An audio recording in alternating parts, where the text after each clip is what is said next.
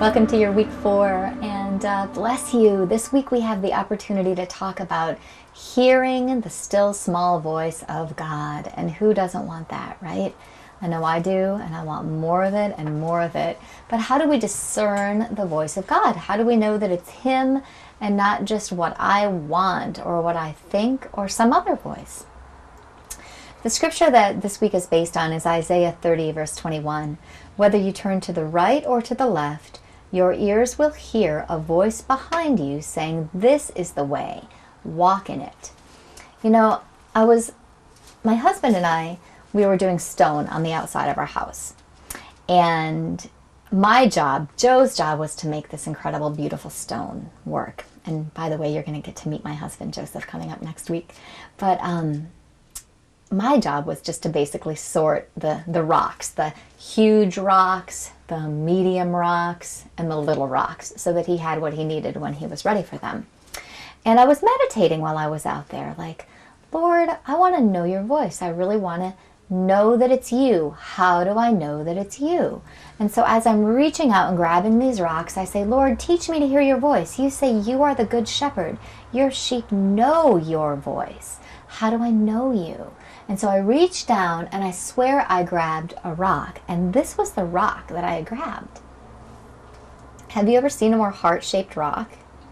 But see, it's not just about the rock. It's about what followed. The Lord said, my voice is love. And if it's not love, it's not me. So it would be easy, right, to say, well, I know I hear the Lord from heart-shaped rocks. But we want to know that we know. And so I hooked up with Pastor Jim, and we just took a little walk and had a little talk about hearing the voice of God. So this week we're talking about hearing from the Lord. That's right. And so I just wanted to get with you and just talk with you a little bit about how do you hear from God? How do you know that it's God? Mm-hmm. How do you know that it's not God? Sure, yeah. Important topics. Yeah. Really important topics. So let's just start with how do you hear from God? How do you hear from God? Well, I hear from God by taking time each day and throughout the week, maybe sometimes more than once a day, to either read my Bible, pray, and worship, by going for a walk and praying, just to connect, to create space, and not just talk to God, but also take time to listen to God and hear what He has to say, and to really sort of trying to open my ears, open my heart, open my soul to how I sense Him speaking. So, this is going to sound kooky, but how do you sort of discern between, this is the voice of God and this is the voice of my Rice Krispies? You know what I'm saying? Yes. Or this is what I want, and so I'm thinking it. Yes. Well, I think we'll talk about this maybe again, but I think an important thing is it takes practice. Like any developing relationship, like any developing skill, you're learning a new language, you're learning to play a violin. It takes time and practice to learn to discern God's voice. Okay. And so God's voice will often, even for me, will often sound similar to sort of my internal voice. Yeah. But you learn over time to recognize that, no, this is God speaking, not just me. It may be because it's not something I'm thinking, or it's not something that I would say. Right. It may be because it's whatever in that regard. But a key part is I'm taking all the things I'm hearing or whatever I may hear, and a key way to tell is I'm sort of weighing it or placing it alongside of Scripture. Sure. So like in any relationship, one key way that you learn to know that someone is speaking is because you learn to recognize how they've spoken before. Right. I'll tell you, the first time, God has given me, since I was very young, dreams, mostly dreams. Yeah. But the first time I ever went like this, that was the voice of God. Yeah. He spoke a straight up scripture. Yep. Straight up scripture. Yeah. And I didn't know that scripture. Yeah, the Bible verse. And it was like the whole entire thing. Mm-hmm. And so that just made me go, well, that was God. So we know for sure if it is scripture. Yeah. So scripture, the Bible. The Bible is the way that we know God has spoken in the past. And so the church has often described the Bible as like the canon, the ruler, the guide, the plumb line. This is a way to discern that what's being spoken now is sort of from the past. It's a way to judge, make sure that something is straight, Yeah. that it lines up, it's right on. And it's a story of how God has already been in relationship with his people. So it's a way that we know that he'll continue in a relationship because God is the same yesterday, today, and forever. So that we're sort of knitted into the same story. Yeah, we're part of this. We become players in the ongoing fifth act, and so that's one way that we know. But Okay. we do, alongside of that, is the key idea that God is wanting to speak to us today. Yeah. Like in our spirits, in our minds, that that still small voice, God is wanting to speak. Yeah. It's part of our inheritance as God's people, as followers of Jesus, to have God be speaking to us today. Whether that's sort of the inner voice, whether that's through, like you said, dreams, Yeah. visions, Yeah. whether it's maybe through a prophetic word that would God would speak to ourselves, or that maybe God would speak to us through someone. So maybe you hear a word, some sense of communication from God for me, Right.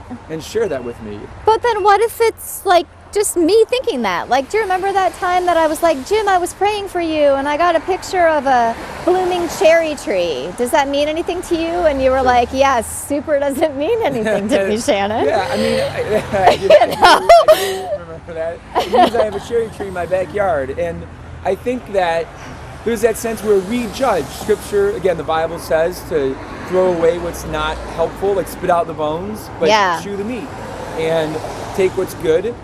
And you have to test the prophetic word. You have to gauge it, and that's where all of it really ultimately is. In our relation, our journey with God is our journey with God. Yeah. And so we have to test that what's happening lines up with that. Sure. So, okay, so through scripture, Yep. through things like dreams, Yep. or, pictures that we might get while Yep. we're praying. Dreams or visions or prophetic words or pictures, communication, so that still small voice. And you get that stuff, you test it against the word, you get Yep. with other Christians. Yeah, that's a key point, is that we're also then taking time to be in communication, conversation, relationship with other people in the body of Jesus. Whether it's leaders in the church, whether it's our spiritual friends that we trust, to talk with them, be Yeah. in communication with them, conversation. Right, which is totally, that's twice a week you're rocking that with your 40 day. Yes, that's right. So your prayer partner, maybe your pastor or small group leader, Right. and saying, hey, I've had this sense, does this make sense? I've had this picture, impression, or word or verse, or how does this line up? And you're engaging with them. They may even be the one to communicate to you from God. And so then there's that ongoing relationship. Following Jesus involves following Jesus and his people. So Yep. it's a community effort, and so those are all key things. So what about I'm sure that I know people who have said, wow, that's really groovy that you hear from God, but I've never heard from God. Yeah. Yeah. That's great for you, but I don't hear from him. Yeah. So then you think I think two things. One of them, what a gift, to have ears that can hear. But then also thinking does he speak to everybody? And if he does, and these people aren't hearing from him, then how can they open their ears? Yeah. Well, I do think what you're saying is a great point, that it's part of our inheritance as followers of Jesus that we would be hearing from God. I do think God wants to speak to his people. And it's part of relationship to be in communication with one another. Sure. And so, but I do, like you've said, know lots of people who've not had that, who feel like they've never heard from God. Right. And so what I would say to them is start practicing. Okay. Putting it into practice. Take Right. some time, and whether it's opening up your Bible and maybe reading one of the stories of Jesus and sort of trying to place yourself in the story. Okay. And then take some time to create space in your life, even if it's just 5 minutes while your coffee is brewing, Right. or your tea is steeping, and say, I'm gonna wait, I'm gonna talk to God about what's on my heart, and then I'm gonna pause and listen to see what he has to say. Right. And then I'm gonna ask God to talk to me while that's going on. And then Yeah. I would say, and then I would believe and trust that God intends what's good for me, that He wants what's good, and He wants what's best. So we don't need to be afraid to. Yes, we don't need to be afraid. Even if He calls us to scary stuff. Yes, and we can trust and believe that what He wants for us is good, and that we can believe that He has spoken to us, and that He will intend good things for us. And so if we make that space and then ask Him to speak, we can trust that He is on our side and wants what's best. That's what I would say. Right on.